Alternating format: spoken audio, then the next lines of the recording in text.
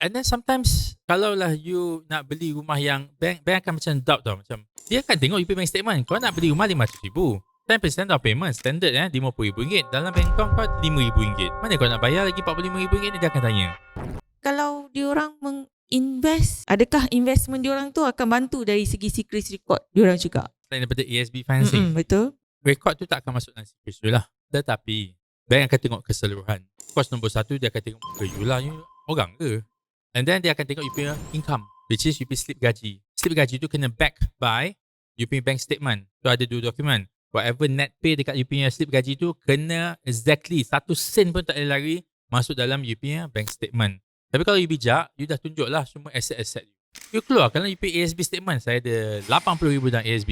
Saya ada RM30,000 dalam akaun emas online. Dekat Momo saya ada akaun, ada statement juga. Saya ada RM120,000 unified account. Bank tengok, wow, sebenarnya kau boleh beli rumah ni cash tapi kau nak pakai bank loan. Ataupun kau boleh ambil 60% je margin tapi habis dah kau pergi pelaburan.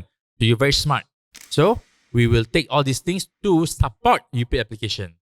So dia tak akan improve you punya secret punya sekarang, sebab secret is just pinjaman. Bila you melabur dalam saham ke emas ke tanpa menggunakan hutang, mana ada pinjaman. Tapi pinjaman punya rekod tu dia akan print juga. Mana tahu you ada loan kereta ke, ataupun you ada buy now pay later kan, dia tengok. Dia akan tengok yang ini, dia akan tengok yang ini, dia akan tengok yang ini.